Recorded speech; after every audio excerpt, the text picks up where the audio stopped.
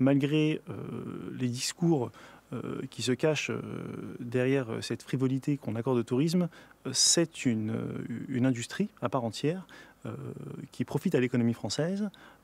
C'est le plus gros secteur économique en termes de PIB. Ça rapporte entre 7 et 9, hein, suivant la façon dont on se positionne, et qu'il était nécessaire, il est encore nécessaire aujourd'hui, de prendre à bras-le-corps ces thématiques de tourisme, dans la mesure où, comme Guy l'indiquait tout à l'heure, on est dans une industrie compétitive. On est en compétition avec le reste du monde. Et on perd progressivement des parts de marché. Donc il faut bouger quelque chose. Il faut bouger. Ça prendra énormément de temps, autant pour la Corée qui a mis près de 20 ans à changer les choses, que pour des sujets assez différents comme la sécurité routière ou l'écologie. Ils ont tous mis énormément de temps. C'est-à-dire qu'il a fallu, je dirais, sans être péjoratif, éduquer le citoyen au bienfait, en fait, au bienfait du tourisme. Il faut le faire, il faudra le faire, ça prendra certainement 20 ans ou peut-être plus, en tout cas plusieurs années, ça c'est clair, et il faut mettre à plat une stratégie qu'il faut déployer, s'accorder à ces stratégies et la faire diffuser à l'ensemble des territoires, notamment les régions qui porteront, elles, le volet économique et notamment touristique de la France. Sur l'échelle d'un territoire, c'est bien parce que je dirais, c'est petit, donc c'est plus modulable.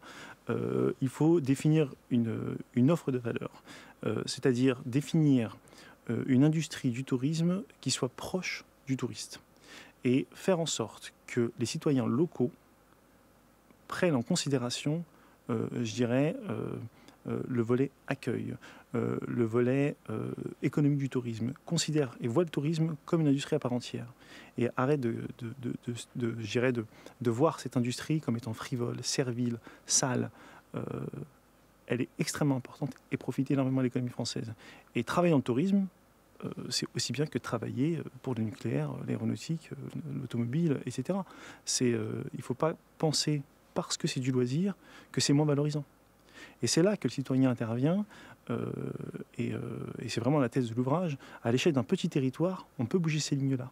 Et des villes comme Sarlat, c'est une petite ville qui a vraiment appliqué cette stratégie, ça a très bien marché. Onlignon, j'évoquais tout à l'heure la ville de Lyon, propose une stratégie de marque que le citoyen doit porter. Donc on a un partage avec la population. D'ailleurs, ça a aussi un effet bénéfique, c'est que la population se sent aussi concernée, considérée par les choix et les tendances politiques. Donc c'est du gagnant-gagnant. Et voilà, les pays comme l'Espagne, la Corée, ou même la Jordanie ou le Canada ont mené ces stratégies et on en voit les effets aujourd'hui, les effets bénéfiques.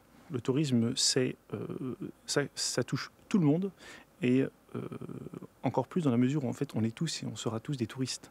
Donc on est vraiment sensiblement concernés par cette industrie. Quand on a rédigé l'ouvrage, on a vraiment cette vocation de sensibiliser les pouvoirs publics et les privés.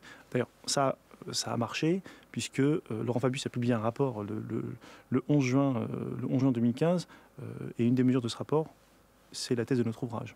Donc on a visiblement fait bouger les lignes, on espère que ça va se persévérer, s'étaler sur la durée, et que cette volonté de développer une marque France annexée au tourisme perdurera et qu'on gagnera des parts de marché, qu'on restera compétitif.